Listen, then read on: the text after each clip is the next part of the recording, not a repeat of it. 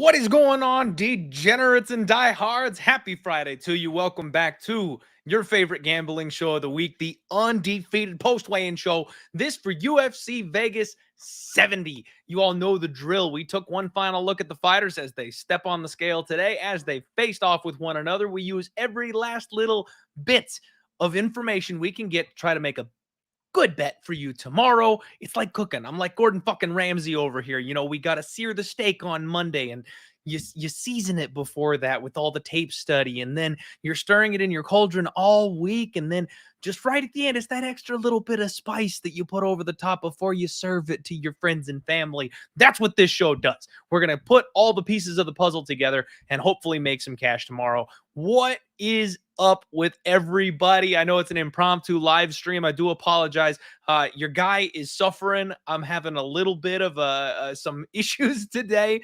Called out sick from work, so I just thought, you know what, instead of doing all the back end stuff and uploading it and having everybody wait, fuck it, we'll just go live. Let's knock it out. Let's take care of it. It's easier to do it live anyway. It uploads straight up to YouTube, and I don't have to do any work, and then I can go tuck in myself with my blanket and put something cold on my head or something warm on my head, because your boy finally got rid of the chia pet, fixed it all up. You know, too many comments about the Deaton thing. Had to go ahead and knock the hair back a little bit. What is up, Mushroom? Glenn Bot in the chat. How's everybody doing? Let's dive straight on into this bad boy. So first and foremost, horrific, awful, soul-crushing news. Haley Cowan and Aileen Perez was taken off the fight. We knew Haley Cowan was the bigger, more muscular female. She's cutting a lot of weight here to make this weight class. That was part of the reason why I thought she would gas and Perez would be able to take full advantage of her being the fresher fighter as it, went on, especially with the grappling exchanges. They went ahead and pulled that fight. My 2-unit best bet on the card just up in smoke, gone. Unfortunately, I'm very, very frustrated with that one. I got in at the right price. I got plus 130. She opened up a minus 150, and the line was steaming our direction. It looked like good vibes all around for Perez. Thankfully, we caught wind of the news a little early. I tweeted this out. I posted it on Instagram. I hope any of you who do follow me were on social media this morning. If you cashed out, we beat that line move by so much, you might have actually squeezed a little bit of a profit out of it. Thankfully, I did. Just a couple bucks. I'm not going to complain. But, yeah, and Mushroom saying, you know what? We're still winners because Perez still twerked for us on the way off the scale. So thank you, Aileen Perez, for still just making our day. The first fight of the card official at this point is Narulo Aliev taking on Rafael Alves. This is at 155. Both fighters did make 155 on the dot. Aliev looked a little bit rough on the scale today, if I'm being honest with you, but he's one of these classic Russian grinder type guys. He looks a lot like Khabib. He looks a lot like those guys and cuts a lot of weight. He's a big dude for this weight class, so I'm not overly shocked that he's, incredibly sucked out, shredded, and a little bit rough. But you know what? Those guys know how to refill every single time. I've talked about Islam Makhachev. I've talked about Khabib, and I'm like, these guys have rough weight cuts, and I've just stopped fading them. It doesn't matter. They've got the rehydration down to a science, and they come in and they do exactly what they do every single fight, no matter how rough they look on the scales. So yeah, I think he looked bad, but I'm really not worried about it. He did just have like one little off-colored spot on his chest that kind of made me worry a little bit about like a staph infection or something. That would be concerning, but it wasn't, big enough or deep enough or anything to confirm that it was necessarily staph. So speculating, not going to look too much into that thing. I think Aliev's fine. His opponent, Rafael Alves, this man cuts a lot of weight. He is act. And he was one of the last guys to the scale. No box of shame today. I'm surprised. I thought they were going to tell him he missed and have him bring over the box of shame, but he did not need it. He did have his eyes closed. He was praying the whole time he was on the scales. Huge relief on his face when he got his weight called. So Alves is on point. These guys size up really well. Slight height advantage goes to Narulo. Thickness advantage goes to Alves. This is a fight that I've been looking at all week and saying that I like the Narulo side. This is the Dana White's Contender Series fade spot, though. You don't lay this kind of chalk price tag on a favorite making their UFC debut. The only thing for me is we've seen Alves make some bad decisions in the cage. We have seen him slow down. We've seen him tire out. Those are the kinds of things that lead me to believe that Narulo will just be able to grind him for 15 minutes.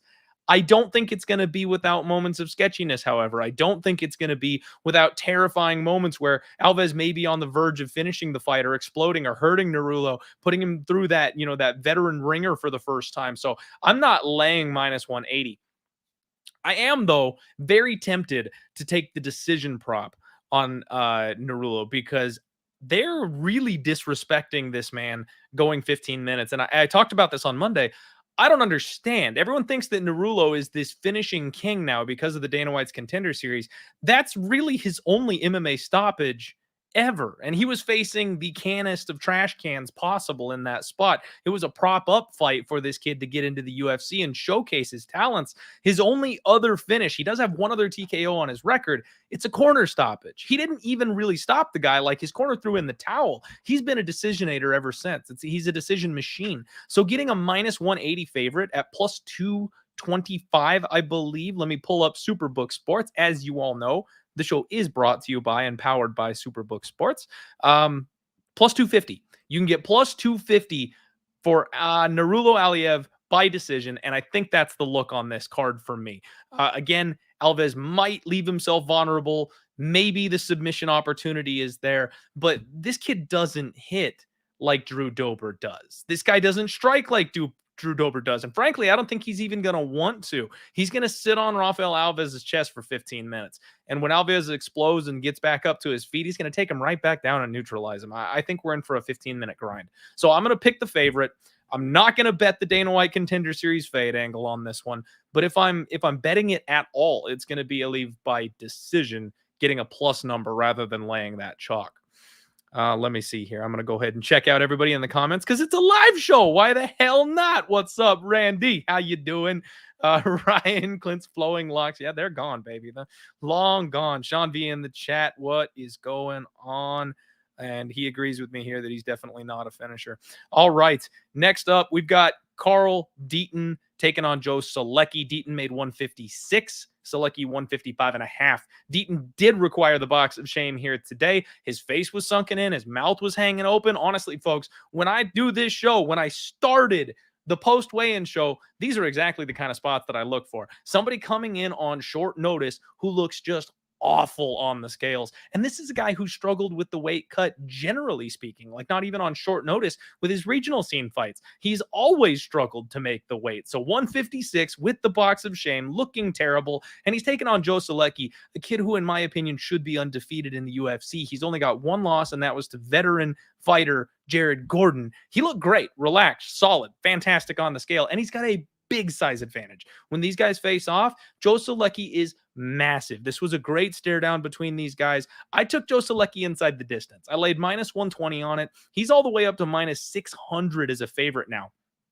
Between UFC and Bellator, like if you like the chalk price tags, the chalk favorites here, most of these guys probably should get it done. You know, Tatiana's a minus 800, Joe's a minus 600. Like, it doesn't do much for me parlaying big chalk favorites like that unless you get, you know, 4 or 5 of them that you really like and you can get plus 275 on it or something like that. It's not great, but it probably hits. I expect Joe Solecki to go ahead and win this fight. I think he does it by finish. I think he takes the smaller man down, takes his back, chokes him out. Even if he like flattens him out and TKOs him, which is not normally Joe Solecki's style, he's going to have such a size and physicality advantage. I think he probably can do it, but his ground level is just so much higher than Deaton's. I think he really abuses that in this spot. And you're getting like plus 100 or plus 105 on the sub. Take inside the distance.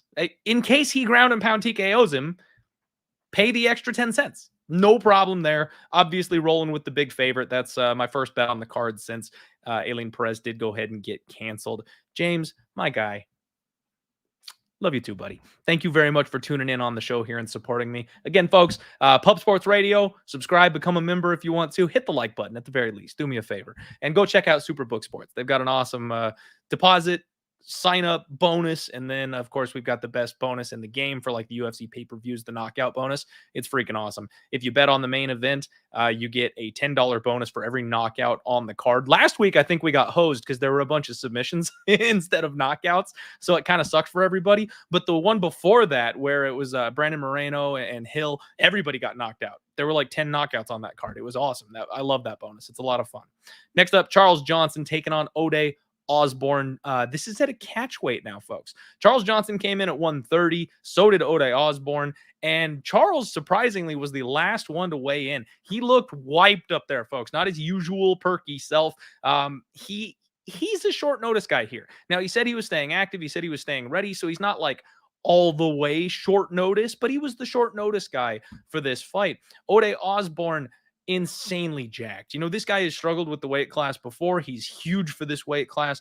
I don't know that he's going to fight at 125 much longer. This fight being a perfect example of that. He had to cut it down to 130 and got his opponent to agree to that so they could keep the fight on the card. He's huge. He's massive. He did give like a big old flex and a scream, which I'm like, I know these guys are amped up and they're ready to fight, like literally. But I hate it when they do that after like missing weight or like moving it to a catch weight or something. I'm like, come on, buddy. Like, don't pull that shit when you're when you're the one that can't keep the contracted weight on weigh-in day. I don't know. It just bothers me. My source says that it was Ode's team that called for the catch weight. Now, so even though Charles Johnson looked like he was actually struggling to make weight, even at 130, from what I understand, Ode's team is the one who called for the catch weight. So interesting point there. Both guys, probably gave the green light for this to be a catch weight. I don't think Charles had much of a problem with that, considering what he looked like making weigh-ins at 130. CJ is slightly taller in this spot. Very rare for Ode not to have the height advantage. He is usually the taller, longer fighter. Now, he still is, thicker. He's still more muscular, but I think that actually plays into Charles Johnson's favor because we've talked about how this guy starts a little bit slow. He ramps up as the fight goes on. He's currently sitting as your minus 160 favorite over on Superbook Sports. And I know there's been some decent love for Ode Osborne out there as an underdog. Personally, I can't bite it on this one.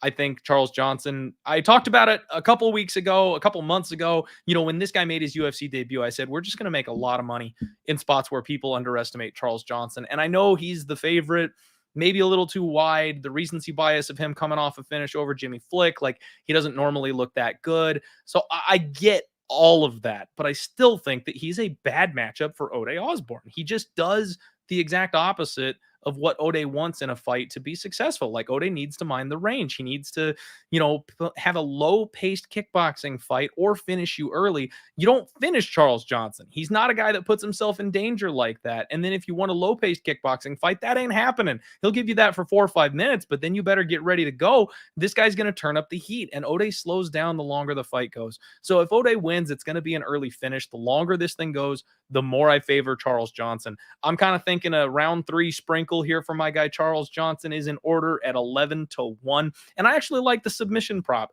plus 600 for Charles Johnson. I actually think he's going to go to the grappling a little bit in this fight. We've seen him do that on the regional scene. He hasn't really showed that too much in his UFC run.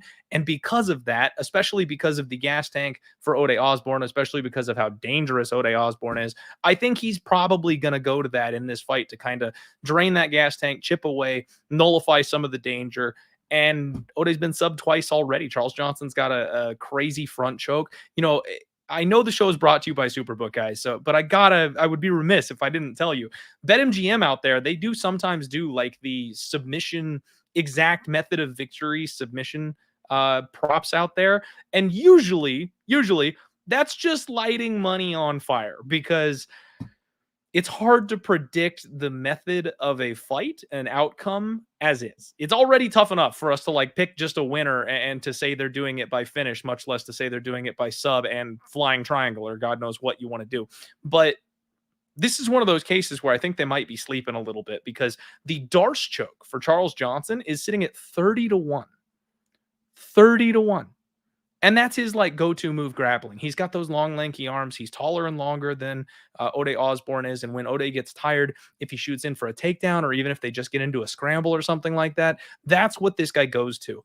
I may sprinkle that 30-1 just for shits and giggles. Obviously, don't go crazy. The sub at 6-1 is going to be plenty. The money line is probably going to be fine. But got to say it. Got to throw it out there, right? I think it's possible. Darce choke. Let's go, Charles. Make me look like a fucking genius. Mushroom agreeing with me on the round 3 look at that. My guy D in the chat. What's up, D? How you doing today? Thank you for reaching out on Twitter, my guy. We've also got Josh in here getting the minus 150. Beautiful price tag on Charles Johnson there. And Super Sodiq asking how many does he have? You know what? Fuck it. We're live. I can answer that question for you. I need to stop cursing. Apparently, the YouTube algorithm does not like cursing anymore, and I'm just so used to letting loose with you guys that I need to get a cap on that. He has 4 wins by submission in general.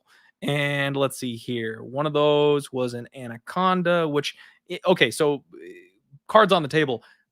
Anacondas and Darces are very similar. You may want to sprinkle both because they're usually about the same price tag if they separate them out here on BetMGM. The Anaconda is 40-1. The Darce is 30-1. So like it's one of those things where if you throw $10 on each of them, take a shot because they're kind of interchangeable and it just depends on how they rate it. You would hate to have a Darce choke and then have him get credited for an Anaconda and lose it that way. He actually has a Kimura on here and he has a triangle choke. So I mean, he's pretty well rounded or well versed as far as those chokes go. But like I said, I think it's going to be like a tired O'Day takedown or like how they reach for the like a single leg when they get up in a scramble or something like that. You stick that front arm out to grab the leg, and that's what's going to open up the Darce or the Anaconda. So that's kind of why I think it's going to happen that way. Again, this is just me going full on tinfoil cap, getting my magic ball out and telling you exactly how this fight is going to end. But technically he's only got the 4 submissions there on his record, but I think this is a prime fight for him to maybe showcase that skill set. Anyway, we spent maybe a little bit too long on just that one. And Matt, thank you. I appreciate that. What's going on, Justin? How you doing? Thank you everybody for hanging out. We got a couple people rolling in. Bob the Builder himself. Let's go. All right. Next fight that we're going to talk about here, Jordan Leavitt taking on Victor Martinez. Leavitt made 155.5. Victor Martinez 154.5. Leavitt rocking the goofy ass flat top. You gotta love that. He's having fun up there, going crazy eyes. Classic Leavitt. I love the guy's attitude.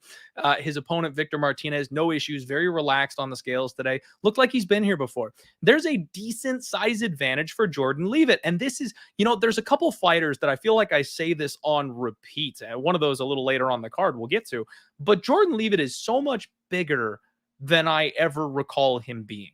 Like, I don't know why, but I keep thinking that Jordan Leavitt is like a small guy, and he's not. And maybe it's just the fight with, Patty the Batty that's got him stuck in my head as this guy that's a little undersized for the weight class. He's pretty dang big, and he's got a size advantage here in this fight, which I think is great considering we're looking for him to grapple. I got Leavitt at -105. I do have him to win this fight. I do think he can grind and he can backpack. I'm not necessarily calling for the submission, but I think he can do enough to go ahead and get the win in this fight. And with that height and that reach, he does the thing where he like backpedals and he like flick kicks at his opponent's legs and stuff like that. So I think he can outpoint his opponent on the feet if the fight is close and get a decision. So it's not my most confident bet, but I really want to twerk. I did challenge my guest on Monday, John. If we both bet Jordan Leavitt, and if Leavitt wins, John is twerking with me on TikTok. That's happening, folks. So the stakes are high for this one. We want to see a big W. I'm sure half of you probably want to see Jordan Leavitt lose just so that you don't have to see my ass shaking on TikTok. But you're gonna see it. You're gonna see it anyway. So you might as well just learn to love it. I like this fight. I think it should be fun. Very respectful face-off. It's gonna be very interesting here. My guy MMA Locker Room in the chat, what is going on, buddy? Asking if I'm coming on the stream tomorrow. I'm going to try to. So I'm a little under the weather. I don't know if you missed the beginning of the show. My guy, not feeling great today, which is why I'm trying to knock this live stream out. And of course, I'm being long-winded and it's taking longer than a normal undefeated post-weigh-in show would be because I've got the chat pushing me through this bad boy. But we'll see how I feel tomorrow. And then I actually have like a school event with my daughter tomorrow, which is going to overlap with the beginning of the fight card. I would like to come on live. If I can, I absolutely will. I'm crossing my fingers. I'm planning to. I'd love to shoot some fireball and hang out with you boys on the stream. If I can't make it, everybody else in this chat should anyway. Pub Sports Radio always does the live bet companion streams. They're a damn good time. All right. What's going on, Jeffrey? Indeed, let us get this money. Adam saying fight doesn't go. That's a bold prediction. D, thank you, my friend. It's no big deal. Just a little stomach bug. I'm all right. Just one of those things where wasn't feeling it today. You know what I mean? And Justin with the man, take it or leave it. Ha! I see what you did there. All right. Next fight is Gabriella Fernandes taking on Jasmine Jasudavicius. Fernandes made 126. Jasudavicius made 125.5. Gabriella looks solid. She is well muscled, look good on the scales, passes the eye test. Definitely. No issues whatsoever for Jasmine. She is big for this weight class. So, the fact that she was relaxed and moved well, you love to see that for somebody who probably cuts a whole lot of weight. And Jasmine is larger by a decent bit. Obviously, Fernandes is far more well muscled in this spot, but Jazz is not a small woman. I've talked about this before, folks. I've been borderline disrespectful of Jasmine Jasudavicius' skill set. I don't think she's good. She's not a good fighter. She's big. She's a bully. She can wrestle. And in this spot, I actually think that's enough.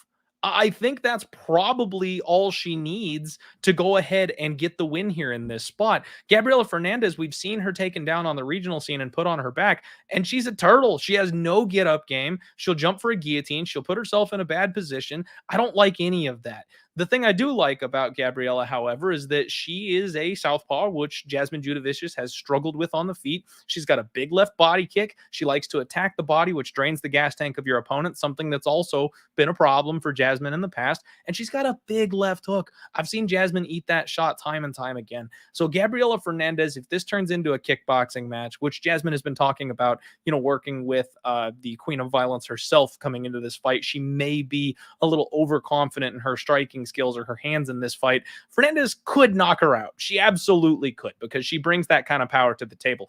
But she also brings kind of poor fight IQ to the table. And in that case, I don't know that she's going to get the finish. I think Jazz might be able to work her to the ground, tie up the body lock, drag her to the floor. Yeah. And yeah, Sean, right there. Jasmine struggled to get Tiny K. Hansen down in that first exchange. It was concerning. Hey, I bet K. Hansen in that spot. One of my most confident bets of the year that I fell on my face for last year, because K. Hansen is believe it or not, much better fighter than Jasmine Jasudavicius. She was smaller, and Jazz was able to just bully her in that fight. The problem is, I think the bully mentality may work here. The other thing, though, that's keeping me off of this fight is that we've seen these Brazilian prospects who just do not pass the eye test when it comes to their skill set on tape. They come over to the UFC and they're fire. Now, she's not Natalia Silva. Don't get me wrong. Completely different styles, totally different fight on our hands. But if she shows up and has better takedown defense, stuffs a takedown or two, and beats Jazz up on the feet, would that shock me? Not even a little bit. So I'm going to pick Jazz to win. Plus 105 is not enough to get me out of bed to bet on one of my least favorite fighters in the division. Plus 190 by decision for Jazz, though. That probably goes in a Hail Mary parlay of some sort, or maybe gets a half unit shot, because if she's going to win, I think that's the way she does it. And plus 190 is a lot better number than the plus 105 would be. And frankly, I have a hard time seeing Jazz finish this fight. Erick Gonzalez taking on Trevor Peek next up. We got 156 for Erick Gonzalez, 155 for Trevor Peek. Gonzalez, one arm up in the air, pounding his chest. He looked good. He looks like he's amped up here. Third UFC performance, ready to go. Trevor Peek, intense on the scales. This guy is scary. I mean, big flex, looked good. He's like a meaner version of Bryce Mitchell. This was a very intense face-off. Gonzalez, obviously bigger. Erick Gonzalez is a big dude for the weight class. Trevor Peek is arguably a little small at 155, so not overly surprising, but it wasn't as big of a size discrepancy as I expected. It's not like a crazy bigger type of situation. Peek is still really well muscled, and I think that's kind of what keeps him around. And Peek was clenching his jaw. Dear God, like, you could see his teeth through his cheeks. He's clenching his jaw so hard at this face-off. I just love the intensity that this kid brings to the table. Now, I don't want to lay this ridiculous minus 210 on Trevor Peek, but at the same time, how could you not? Like, he's the only way to look in this fight, in my opinion, because I don't see how Erick Gonzalez does much of anything to Trevor Peek. I know a lot of people have been really counting out Trevor Peek this week. I've heard a lot of takes where, he's just not very good and things of that nature. And while that's true, his UFC debut was a super quick turnaround, short notice fight, no training. He came in swinging bungalows to try to get the contract. He's had some time off now. He's not a young kid, but he's new in the MMA game. So I think the longer he gets off between fights, we will show some new wrinkles. We will see some evolution to his game. He's not too young to improve or things like that. And he's got durability for days. I think if these guys go toe to toe, it's just who's going to eat the one shot and swing again. Gonzalez, we've seen crumble. Peek, we've seen eat that shot and then come back swinging harder. So for me, it's Peek. It's Peek by knockout. Peek by knockout on Superbook Sports is plus 100. You can get even money on that. And I don't mind the under 1.5 at minus 175. I mean, maybe Erick Gonzalez tries a different game plan of like slowing it down and grappling and stuff like that in this fight to save his UFC career. We have seen that a couple times where fighters will completely flip their skill set on their lid and try something different since they've been knocked out a few times. But I just don't think he can thrive in that type of a fight against Trevor Peek. Peek's not going to let him do that. And Peek's takedown defense and get up game are good enough. I have a hard time seeing that be effective for Erick Gonzalez. Both guys are going to end up getting a little bit tired. And once Erick slows down or has a takedown stuffed, Peek is going to storm forward and swing bombs. It's Peek by knockout unless Erick Gonzalez catches him in some way. Erick by submission is 18-1, which is floating out there. Maybe he can grab a neck. Maybe he can club and sub Peek if you're looking to chase a number. That ain't me for this one. Like I said, I'm going with the chalk. I'm going with the under. I'm going with the even money on the knockout if I'm doing anything. Have not bet this fight just yet. Probably don't need to. But with my bet on Alien Perez getting canceled, I know I shouldn't chase or put any more action on this kind of a card, but kind of want to. I might find a way to Trevor Peek here on Saturday just because I've got some extra units burning a hole in my pocket now. We'll see. You shouldn't do that, kids. You absolutely should not do that if you're taking gambling seriously, but I'm a degenerate, so I might. Yohan Lainesse is taking on Mike Malott. Both guys made 171 pounds. Yohan Lainesse looked shredded today. He looked great. He was shaking a little bit during his flex, which not necessarily, a bad weight cut or dehydration or anything like that, but might just be the over flex thing where he's flexing so damn hard he starts to jiggle a little bit, but he's a big, muscly dude. Mike Malott looked very relaxed up on the scale today. He's in fantastic shape, and frankly, he was oozing confidence. These guys know each other, former training partners. They've been around for a bit. They've been with each other, and I think it was Daniel Cormier a couple of years ago that said, anytime you get a fight matched up between two guys who used to train together, one of them knows. Like, it comes down to one of them is on the receiving end and they think they've got it and they think they're live. Cody Garbrandt versus TJ Dillashaw. TJ knew. Like, TJ was just never going to lose that fight. He knew he had Cody's number from the jump. Garbrandt convinced himself he was in that fight and he never was. That's kind of the vibes I'm getting here. Mike Malott is just screaming confidence to me in this spot. Yohan Lainesse seems to be the guy with the chip on the shoulder, the guy that he's looking to go ahead and get the respect type of thing. This was a friendly face-off. These guys size up really well. But I think Mike Malott's got his number. I think Mike Malott is the far more technical fighter. I know we haven't necessarily seen it, but I can't ever say that Yohan Lainesse has better cardio than anybody. So it's a bit of a dice roll to say that Mike Malott has better cardio than Yohan Lainesse. He's a round one type of guy, but he's just far more technical. And then he's also a grappler by nature. Like, we've seen his striking on display recently, but he actually was like a high-level grappling coach for one of these gyms. I think it was, I want to say it was Faber's gym for a bit there. So he's nasty on the ground, man. And we have seen Yohan Lainesse have problems with the grappling before. We've seen him have problems with his gas tank. If the fight gets extended, you got to think that probably favors Mike Malott. Again, that's kind of a blind dart throw since we haven't seen it, but based on what we know, I think that's the case. I'm going to say Mike Malott by sub. I know knockout probably seems like the obvious route to go here, but I think Mike Malott is probably going to either rock him and take him down or take him down and grind on the gas tank and catch him in something on the mat. He just has such a big gap in skill on the mat. And he talked about that in his interviews this week. He's fully aware of it. I think he takes the path of least resistance here in this fight. Mike Malott by sub is plus 270. And I think that's the way that I would look. The total's at 1.5.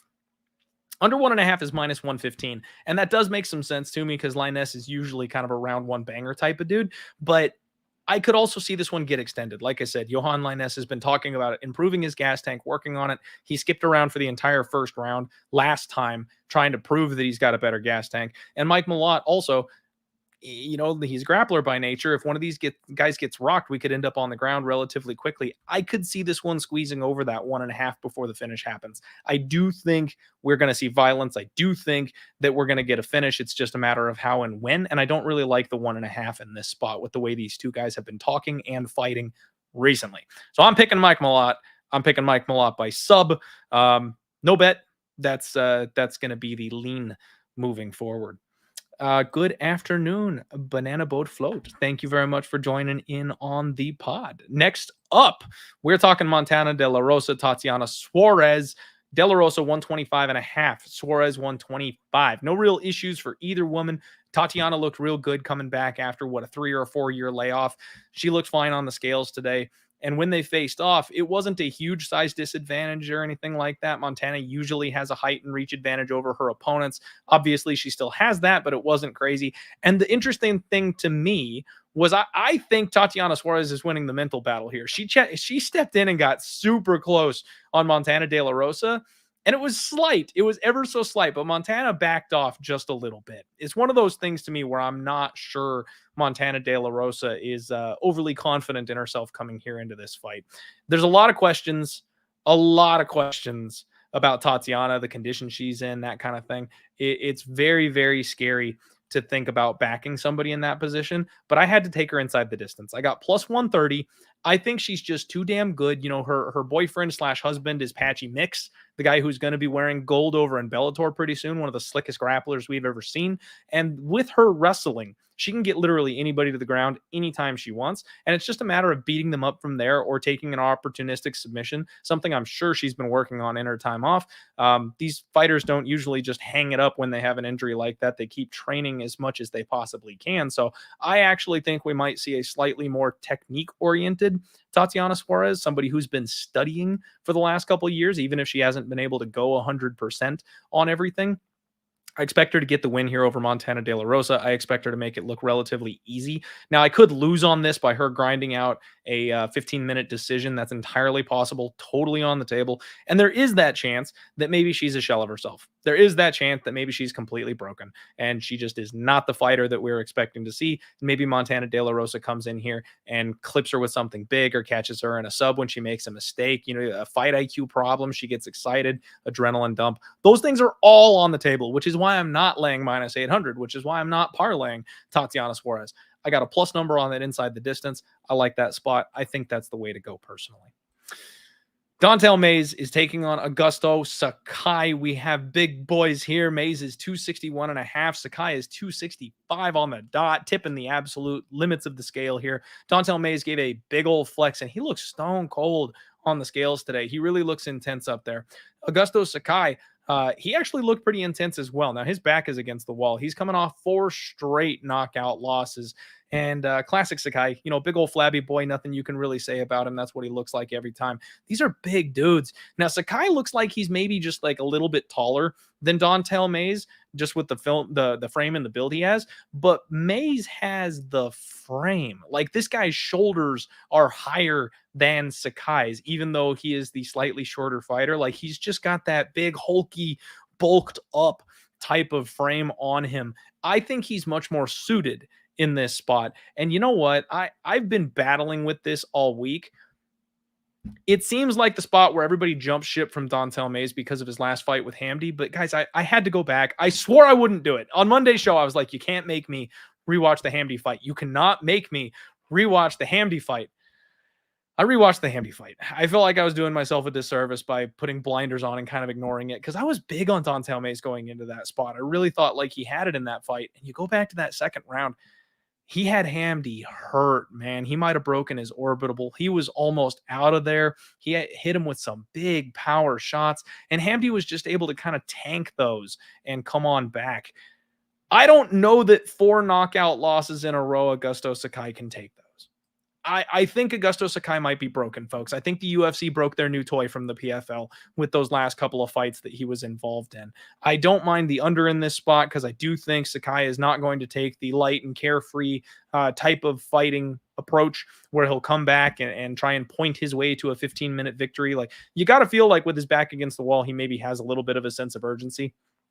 But I think Don'Tale Mayes will be able to get takedowns if he wants them. I don't know if he's going to look for them, but obviously that game plan works on Augusto Sakai, and we've seen it work on him time and time again. Mayes has gone to the grappling before. He has implemented that game plan in the past, so it's always an option for him to do that here in this spot. And then, frankly, he's just got some big old mitts on him. If he hits one of those Superman punches he likes to throw or that big left hook he likes to throw out there, he could absolutely clip Sakai and put him down. And he actually has a reach advantage in this spot as well. That's something that surprised me a little bit when I kind of went back and looked at the numbers. Augusto Sakai is usually the taller, lankier guy and has the reach advantage. He uses that jab really well when he's in the driver's seat of a fight. And that kind of was something that was getting me away from this thing, is if this is a 15-minute kickboxing match, Sakai probably can use his footwork and jab and move. that reach disadvantage changes things a lot. Like if Mays is not deterred by a jab because he's got an extra 3 or 4 inches on his arms, that could be a real problem for Sakai. He's going to be able to be hittable, and Mays probably swoops in there and gets the damn thing done. So I am tempted to take a stab on Don'Tale Mayes. God bless me. I'm actually tempted to bet this fight at plus 110 and then getting the plus 210 for the knockout prop on Don'Tale Mayes doesn't seem like a bad option here to me. He's got big hands. He's got big bombs. We've seen him take people down. He's got the crucifix position he can pound people out from. Like, I could see Don'Tale Mayes getting a finish here in this spot. Now, against Hamdy, I actually called for the sub. That was a big, sexy, juicy number, and you can get Mayes by sub at 18-1. But I don't think he's ever going to go for that. And, you know, Sakai, I think he's supposed to be a black belt. Like, even though we've never seen it, I think he's supposed to be a black belt in jiu-jitsu. So I'm not sure he's going to give up some kind of a Kimura or something like that in this spot. It really would have to be like a club and sub. And frankly, I think Mayes is going to pound his head through the canvas rather than slowing down to look for a submission. He's just going to keep punching if he gets on top of him here on the ground. So I think I'm going to go KO rather than taking the long shot sub here for Don'Tale Mayes. But I do think the plus 110 is probably the way to go. And Sean V, yeah, absolutely. Bringing up that Hamdy, he was on every single pill in the book. Like, no wonder he survived those shots. I mean, when he took that big bomb from Don'Tale Mayes, he like backed up and was like flinching and like doing this thing, like trying to blink his consciousness back. You got to wonder how much he was propped up in that spot. Mayes, I've always said that Mayes could be a legitimate heavyweight if he puts it all together. This is his time to shine, and I don't think I should get off him just because I was part of the Twitter herd that lost money against Hamdy the last time out. I think getting plus money on him is probably the way to go. So I may sack up. I may put my balls on the table and take Don'Tale Mayes one more time against, you know, maybe some of my better judgment. I've always said, guys, some of the best bets that you can ever make are the hardest bets to make. And that's kind of how I feel about this one, where it's like, I've been thinking I should be betting Don'Tale Mayes the entire week and going, remember what happened last time? Don't do it. That you got to shove that little voice like off to the side. And that's how you get to the really good bets that when you look back, you're like, like win or lose, like I think I was right. You know what I mean? And that's kind of how I feel about this one. I think I've just got to kind of choke my pride down here and take a stab at it. And yeah, Ben saying don't bet low level MMA and heavyweights. Folks, that's where you find some of the best value though, because everyone's too scared of it. You know, you don't get people really going deep on those fights because they're sketchy, because they're dangerous. And that's where you find some of the best spots, frankly. So I understand. I get it. If you don't have good reads on those spots or if you're not, you know, worried about the brain control management or anything like that, I get it. You know, stay away from it if it's something you're not confident in. But I think this is what I might have to take. All right, everybody. Co-main event time. Brendan Allen taking on André Muniz. Both guys made 186 today. Allen looked very relaxed. He looked ready on the scales there today. Put his dead animal up on his head and did his usual thing. André Muniz looks strong, though. This guy's abs are unreal. Just absolutely shredded all the way down. He's got like a 24-pack. I don't know how he does it. They faced off. And folks, I have been waiting all week to see this face off because Muniz is the other guy where I just forget his size. I don't know what it is. His first fight in the UFC was against Antonio Arroyo, and I always think of him as being short and stocky because of that fight. Brendan Allen's one of the taller guys in the division. He surprises people every single time he fights with how big he is. And Muniz is bigger. André Muniz has a massive back. These guys size up really well. They are nose to nose, but Muniz has that grappler's frame where he's got the big, broad shoulders, rippling muscles in his back. Looks like a triangle back there because of how much muscle is piled up on that thing. And that's actually a big factor for me because if Brendan Allen has a big size advantage in this spot, I talked about, his ability to scramble. I talked about his ability to wear on the gas tank. A lot of that is predicated on him maybe having a little more gas in the tank, a little more strength, a little more size. And those things are gone. When these guys face off, there's no size advantage for Allen whatsoever. André Muniz is huge. And we know André Muniz has the grappling advantage in this spot. Absolutely. I think Brendan Allen has the striking advantage in this spot, but Muniz has the durability advantage. It's like Muniz has a little bit of rough cardio versus Brendan Allen has a little bit of rough durability. Like, which one do you prefer? I hate betting on guys that don't have a chin. That bothers the living crap out of me. I can't stand somebody getting banked and chinned in a spot where they're winning 90% of the fight and then they just get hit once on the right spot and go down. And yeah, I'm glad Sean, he's been pounding the chat with this. I was waiting to bring it up for the perfect moment. 93% of the handle coming in on Brendan Allen. And this is where, folks, like, there are times where you've got to pay attention to the market. You absolutely have to watch what's going on out there in the betting world.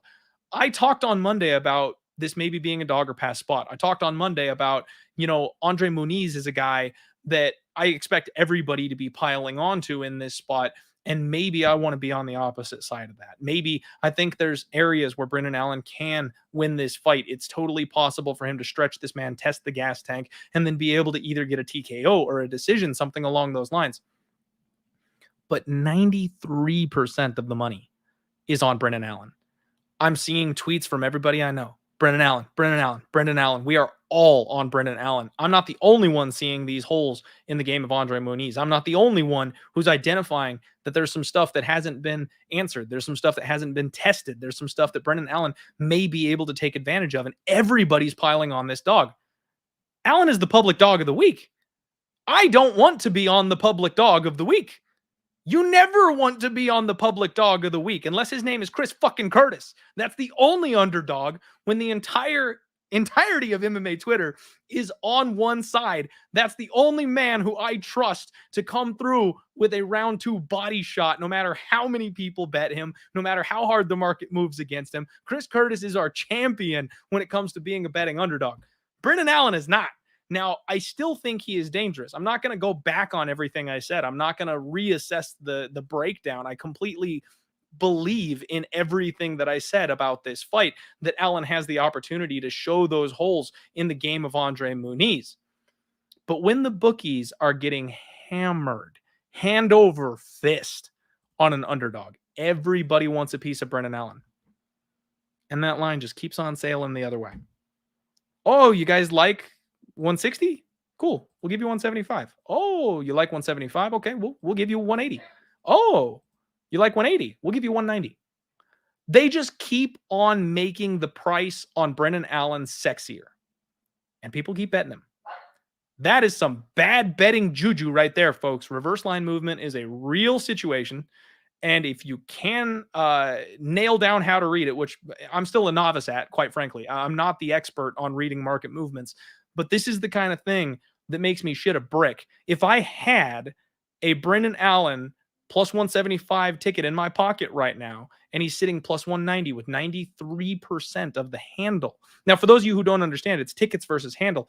You could be 50-50 on tickets where they've bet, half the people have bet on Brendan Allen, but 93% of the handle, which means the overall dollars, the money, 93% of the money is on Brendan Allen. The bookies should respect that. You would think the number would come down for 93% of the money on Brendan Allen, not go higher. The bookies are establishing a position here. The bookies want all the Brendan Allen money, and they're riding with Muniz. I'm not betting Brendan Allen. That's all this comes down to. On Monday, I said I'm picking the favorite Muniz. It would be dog or pass from a betting perspective, and I'd figure it out later in the week. I have figured it out, folks. I am not betting Brendan Allen on Saturday. Now, let's take a look at the props, just because that's what we're here for. That's what we do. Brendan Allen is plus 190 right now over on Superbook Sports. Muniz by decision is plus 475. If you think Brendan Allen is capable of being controlled, if you think André Muniz snaps his arm the way he did Jacare, that's plus 125 for the sub. André Muniz by knockout is plus 475. And quite frankly, that has my attention. This fight could be standing for a lot of the reasons I've talked about before. Brendan Allen being able to either defend a takedown or cause a scramble or anything like that, keeping the range on the feet. This thing could take place in the standing position. And Muniz, while he's not the cleanest striker in the world, has some decent power on him. We've seen Brendan Allen's chin be a problem. He's been knocked out several times in the UFC already, and I've talked about his durability concerns. That knockout prop is far sexier to me than the Muniz by submission. Frankly, I would go inside the distance. If you're going to play Muniz by anything, just to protect yourself, because the ground and pound TKO could come. He could catch him with a big, hook on his way in to close the distance or something like that. I would go Muniz inside the distance if you're going to do any type of thing, because if you're going to get minus 110 on inside the distance versus plus 125 for the sub, for me personally, that's not a big enough difference. I want plus money when it matters. I want a safe bet when it doesn't. And I don't think 25 cents is enough for me to say there's no way the knockout happens. We've seen Brendan Allen knocked out. The knockout could definitely happen. So I would take inside the distance over the sub, personally speaking. On the Brendan Allen side, don't bet the sub prop. I'm sorry. Like, I know a lot of people are maybe taking the Brendan Allen by sub, thinking Muniz gets tired out. There's levels to this shit. Muniz is a better grappler. I think Brendan Allen by knockout or by decision are really the ways that you would look. The money line, if you're going to bet him at all, is probably just fine, like I said, at the number that it's at. But the knockout is plus 850, where if he's tired out and Allen has more gas in the tank in that third round, he could pound his way to a victory. I think 850 is the way to go. Decision plus 450. I don't know if he necessarily gets the nod. I kind of like that. In order 1, 2, 3 for me, it's knockout, decision, submission for Brendan Allen. Or hey, let's go knockout, decision, money line, then submission. We'll go ahead and add that extra level there, because I don't like the sub prop for Brendan Allen at all. But that's where I'm at on that one, folks. As you all know, that's why I do the Undefeated post weigh-in show. I love the opportunity to circle back around after digesting all the information I can get my hands on for the week, and then make a better choice on Friday or Saturday before the fights get started. Not backing Brendan Allen this week. If anything, it's André Muniz inside the distance, André Muniz by knockout. Those would be the ways that I would look on this one if you're going to bet it at all. Personally, I don't want to be on the public dog of the week. Main event time. Nikita Krylov is taking on Ryan Superman Spann. Krylov is 206 today. Spann 205 on the dot. Krylov was first to the scales, and frankly, he looks like a monster. He's in amazing shape. Big smile, big flex. Looked good. Classic one-arm flex from Ryan Superman Spann, rocking the sunglasses. He gets a pass. He does it every damn time. Even though I'm not a big fan of it, he's obviously not hiding anything. That's his persona on the scales on weigh-in day. But he looked great. Somebody cracked a joke when these guys were facing off. Spann, he's the guy that always does that "I'm not going to look at you" thing. He looks off to the side and down at the feet of his somebody off in the stands. He doesn't want to do the intense face-off thing for whatever reason. Somebody cracked a joke and he just lost his shit. They were all laughing on the scale today. And when he stood up from that slumped down off to the side position he was, Spann's bigger. Spann's a decent bit bigger than Nikita Krylov is. You can't tell when he's in that slumped "I'm not going to look at you" pose that he does, but when he laughed and he stood all the way up, it's damn, okay. He's a huge dude. I've said Spann all week. I have said Spann all week. Some people have had me a little bit terrified in that read. I have not read either of these fighters very well, quite frankly. I keep saying Nikita Krylov is kind of trash, and I want to fade him. I want to be on the other side of him. But every time I do, it's with somebody who's worse, and he ends up getting the win. Thankfully, I avoided that bomb last time because I'm not a fan of Volkan No Time Uzdemir these days. But I've burned some money trying to bet against Nikita Krylov. I still think he's got holes in his game. I still think he refuses to evolve. Somebody eventually is going to take advantage of what he does wrong. And I think that could be Ryan Spann on Saturday. The problem is Ryan Spann is just as vulnerable to getting caught in those types of situations. He rushes in. He gets overexcited.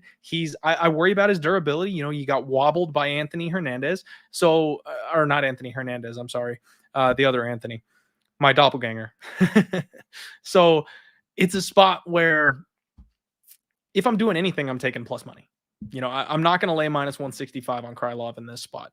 You can get Krylov by knockout at plus 240, by sub at plus 220. That seems like the bookies are throwing their hands in the air and just you freaking pick. He could do either one. Inside the distance, again, would kind of be the safe way to go, in my opinion, because you can cover both those numbers. Same thing with Spann, though. Spann by knockout is plus 325, and I think he could absolutely catch Nikita Krylov with a big bomb, but Nikita tends to be more of a gas tank issue. He does get hurt on the feet, but he kind of hangs around. Spann has soul-crushing power, but I think he could clip him and knock him to the floor and then look for that patented guillotine or look for a rear naked choke if he gets in a position where he can hit that thing. I think Spann by sub is really the way to look here. Plus 450 on Spann by sub. When I talked about that on Monday, it was plus 600. That got beat in the offshore markets down, and we can only get plus 400, plus 450 on the USA side of things now later in the week. But I'm not changing my review of this fight. I think Spann is a super live dog. I think Super Spann 2.0 training Ryan Spann finally taking his life seriously as an MMA fighter. Spann, he might be my guy. he might be my angel investor that can finally allow me to get one over on Nikita Krylov. Regardless, with the total, I think this thing has a very dangerous position at the 1.5.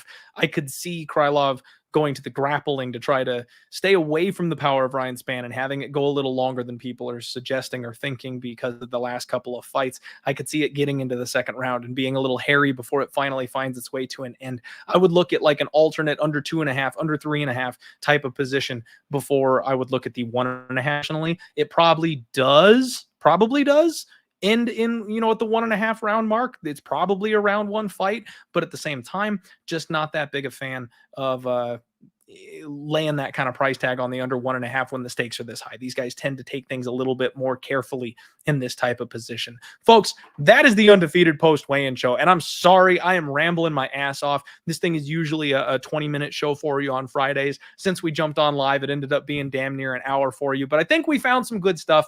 I think we went over a few good things. That's where I'm at. You know the deal. Follow me on Twitter at DieHardMMAPod or on Instagram. I will post all of my final picks and plays tomorrow morning before the fights get started. So if you do, for the love of God knows why, you want to actually tail me, I will post what I'm on tomorrow. But I've broken down these fights for you forward and backwards. I hope I've given you some information to allow you to make a good, solid bet. Remember, folks, get out there, degen your way around this thing, but always do so legally and responsibly. Bankroll management is key. And while this is going to be a fun fight filled with violence, there are some spots to bet. It's still one of those sketchy cards with a lot of contender series, folks. So we could get a lot of letdowns. We could see some shocking finishes. I'm very excited for this fight card. Make sure you tune in for the Pub Sports Radio betcast on Saturday during those fights right here on Pub Sports Radio. Give me a like on the way out if you haven't already. Thank you so much. And there's my guy addicted to combat. It's a shame Aileen Perez posed on the scale for 5 minutes only to have her fight canceled. But you know what? We got to look at this thing glass half full, man. She posed on the scale for 5 minutes. The fight's canceled. We still got to see a little shake. Thank you, Aileen Perez. Everybody have a wonderful Friday. Kick some ass. Good luck on your degenerate action tomorrow. I'll see you guys soon. Let's roll.